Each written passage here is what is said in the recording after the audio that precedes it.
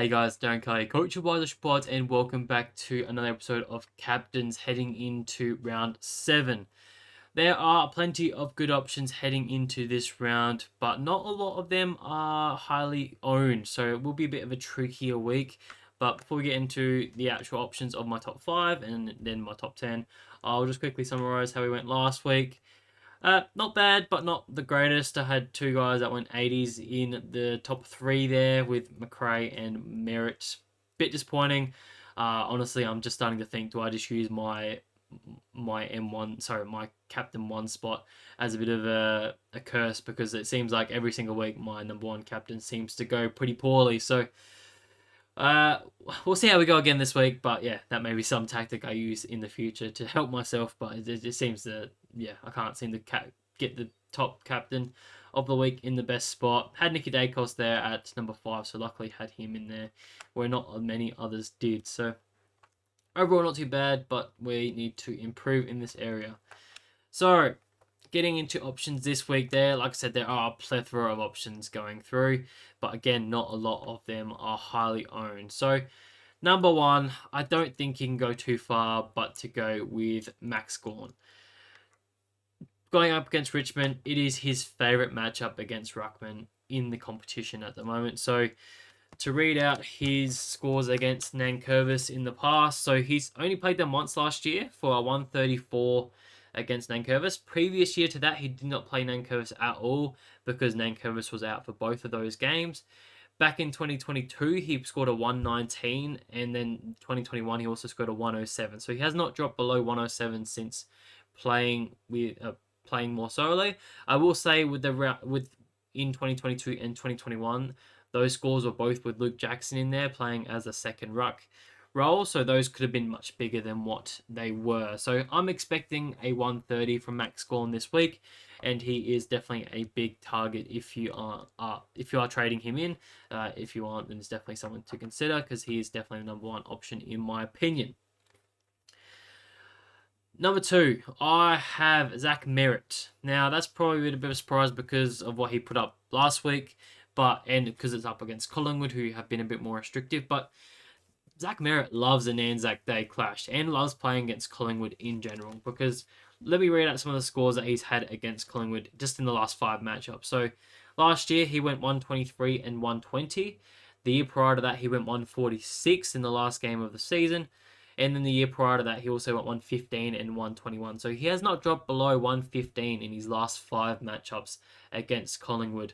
And 2 of those were in the Anzac Day clash, which was 123 and 115. So I'm expecting a 120 from Zach Merritt in a bit of a bounce back game from last weekend. So he is definitely one that if you paid up for him last week, he's one you could pretty much comfortably put the VC on. He loves the Anzac Day. He loves getting the medal. And yeah, he is one comfortably you put on the C every single week and should be very comfortable as a 100+ option. He plays Friday afternoon, so you could go with a VC and have a look at it.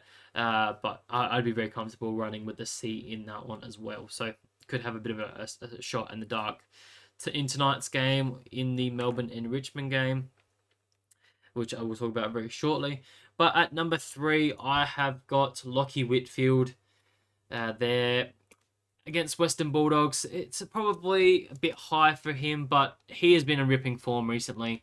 And with the scores that he has put up against the Western Bulldogs, it's probably his favourite team to score against in his career. So I'll read out 6 scores to you in the last 3 years. So he's played them 2 times each year, and he's gone 100, 147, 130, 134, 99, and 121 in his last 6 scores against them. So only dropping below 100 once with that 99. Besides that, he's had 4 120 score pluses. I will caveat that with that Western Bulldogs have previously been a very easy matchup for defenders. This year they have been a bit more restrictive, or a lot more restrictive. They've only allowed 1 ton plus score against them in the designated kick-out defender space, and I think that was a Luke Ryan with like 102 or something like that. So they are a bit of a tougher matchup at the moment, but I will negate that stat by the fact that it is at Monica and the fact that Monica has been a very fruitful matchup in the past. So they played 3 games there. So Giants played 3 games there last year, and there were some massive scores. So the marking numbers are really ridiculous over there. So in 2 of those games, they had over 200 marks, which is about 40 plus on average in an AFL game. So there was just so many points. A lot of players went 130 plus in both those games. The final game, there was 173, and that was against Hawks, and a bit of a tougher matchup at the end of last season. So Market seems to give up plenty of marks, and that should play into Lockie Whitfield's hands this weekend. So expecting him to have a pretty nice one. Number 4, I've gone with Jordan Dawson there. He's been just a solid captain every single week up against Fremantle. It's not the best matchup, I will say that. Let me just put his stats here. Where am I? Just losing my pages. I've got a bit of a notepad here, just my captains. But he has gone 100, 122, and 75 in his last 3 matchups. He only plays them once each year, so that 75 was his first game at the Crows, and it was his first game at the Crows because it was in round 1 of that year. So can discount that a little bit, but yeah, he has been really good against Fremantle in the past. He's in some pretty good form as well. He's been a very solid pick so far at the start of the season, and he just looks like he's flying at Optus, open field. He should go very, very well, just getting the marks and the tackles on the inside and outside. So I'd be pretty comfortable backing him as the captain there. Then at number 5, I think we've gone with a hot name of the group, and that is Jai Newcomb up against the West Coast Eagles. We know that West Coast Eagles love to give up plenty of points, and with what's happening at Hawthorn, Jai Newcomb is just by far the best midfielder they have, and he's been in some brilliant form as well with back-to-back 118s. He's already hit a 140 so far this year. I think that was against Carlton, I believe. So, yeah, he is just absolutely flying. And he should be on for a pretty comfortable 120 here as well. So if you're trading him in, he's definitely one. Yeah, you could throw the captaincy on. It is the last game of the round, so you definitely can play it by ear. But yeah, definitely for sure, I'd be comfortable running him as captain there. Now I'll move on to my the rest of my top 10, and I've got Nick Dacos sitting there at number 6. Now he's sitting there at number 6 just because there is some concern that he may get some attention from 1 or 2 players at Essendon. I think the coach has already come out and said that they'll give him some attention here and there.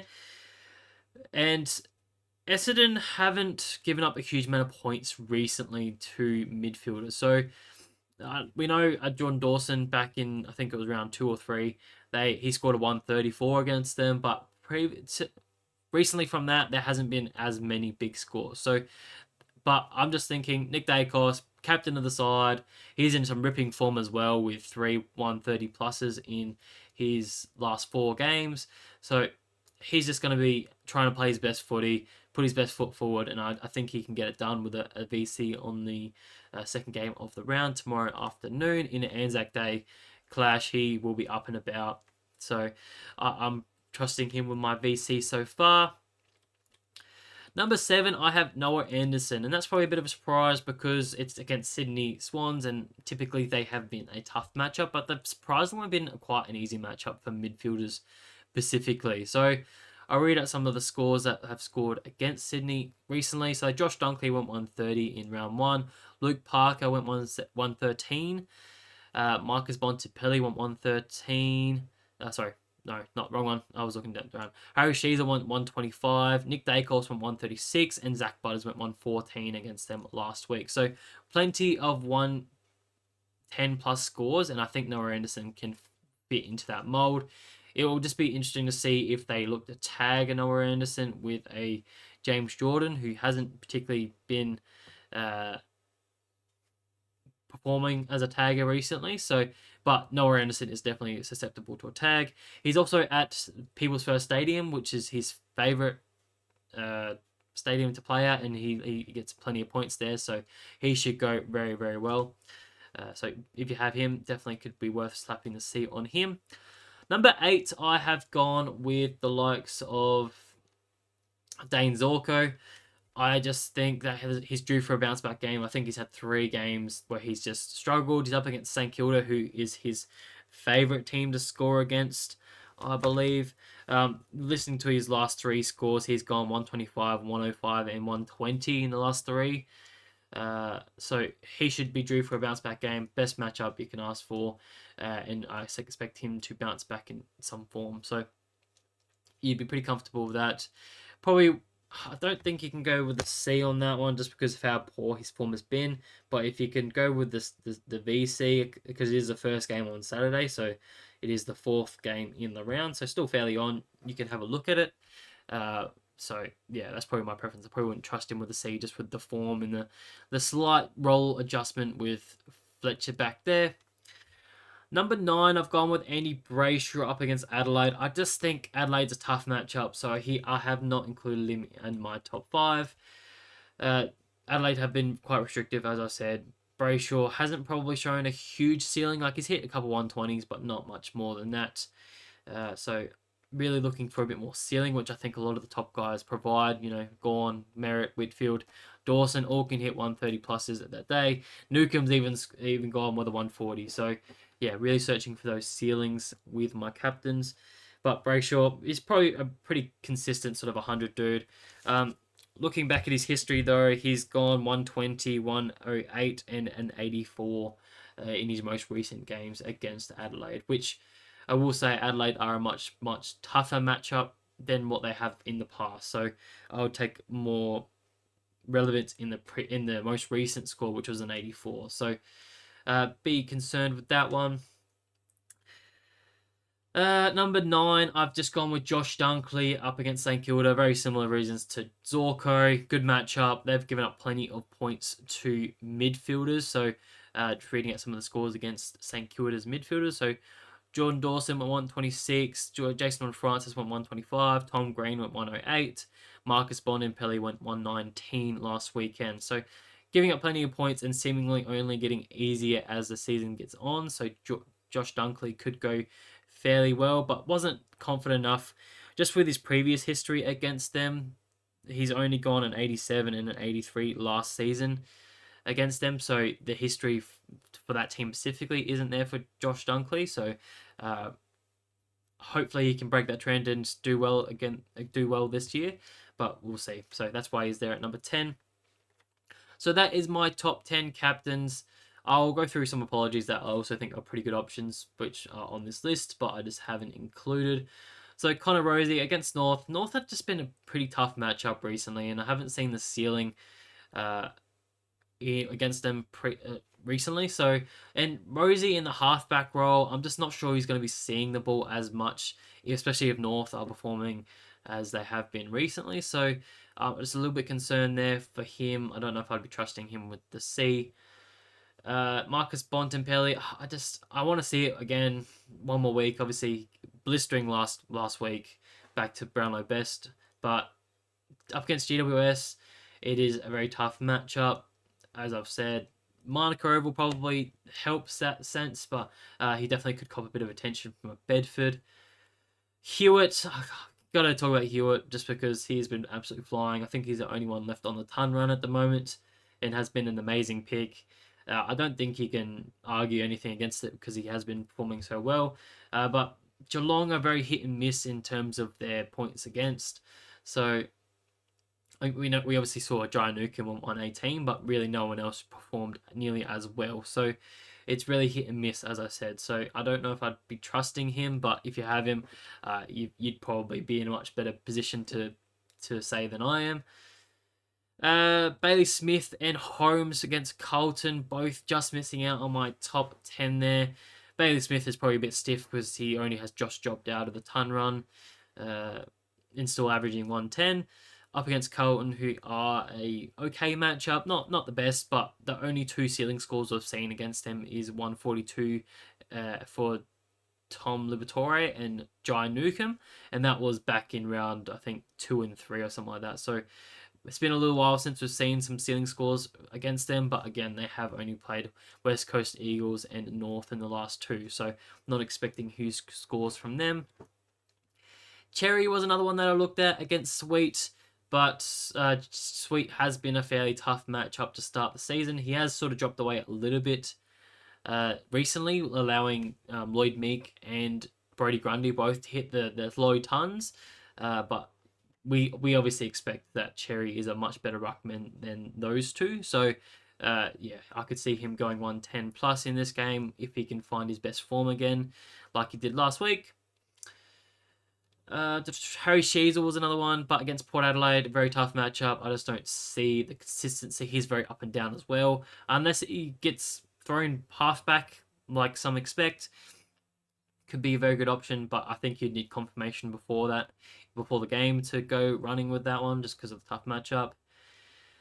Petrarca and Oliver as a VC option tonight against Richmond is a potential if you're just confident of going with a Dacos tomorrow. Is definitely a decent option. I just don't think we've seen the ceiling from either one of them to be confident with that. I think the highest score Oliver's had is a 114, and Petrarca I think is like a 105. So really not getting the ceiling scores from those two just yet. So I'm not confident on those two as my VC, even though I may have both of them at this stage. Tom Green is another option that I found very interesting that could have slotted in to my top 10. Against Western Bulldogs at Manuka. So he scored a 170 against the Western Bulldogs last time he played them at Manuka with 41 touches, 6 marks, 9 tackles, and 3 goals, 1 against them. So he doesn't mind playing them at all, especially at Manuka. But his last 2 at Manuka have been a bit below par with just like 80s and 90s. So I just don't know how I feel him. I think it's still a great trade option, but probably not the trustworthy with captain at the moment. Probably just a solid 100 as he has been all season. So if you're struggling with captains, you can always throw it on Tom Green to be a safety net. Jack McRae was probably another one that I could have mentioned, but his form has been a bit down for the last 3 weeks. But is up against... who was he up against? Where is it? Up against the Brisbane Lions, which for midfielders is the 3rd easiest matchup in the competition at the moment. We saw what Dacos was able to do, but trying to compare Jack McRae and Dacos is a bit of a stretch. So I think he'll just be a low ton in that game. So he's another safety net you could go to, but he has failed in the last couple of weeks. And that the last 2 I'll mention is Sam Walsh against Geelong. That is another fruitful matchup that he could go well in. Geelong, obviously, I said that they are giving up a fair few points with, I think John Newman went 118 last week. So, yeah, could definitely go well. And he has been a little bit down on form, which is probably why he missed out on 10. But, yeah, I expect a bit of a bounce back game from Sam Walsh. So, definitely could be a worthwhile option. And the last one, bit of smoky, I guess, is Darcy Cameron. I think a few people are already on this one. Against the likes of Todd Marshall, assumingly Todd Marshall, unless they bring in a debutant, which could be even better. But you'd think if you have a Darcy Cameron, you'd be absolutely frothing and you'd be chucking the C on him pretty comfortably, or the VC on him tomorrow night. So that is my captains for the round. Hopefully everyone goes well. What am I doing? I guess I am... If I'm trading in Max Gawn, as I said, I will be definitely putting the VC on him tonight. If not, then I'll just be running with my VC on Dacos, and then I'll be running into Dawson at this stage. So that's my plans. Probably just a line of 110 because I don't have a huge amount of captain options in my side currently. So I'll just take a low 10. A 110 at the moment, averaging 116 so far this year with that one blip of 75 with Tom DeConing the other week. So not too bad, but not the best. Got to keep improving. So all the best for the weekend, guys. I will catch you guys next week. Bye.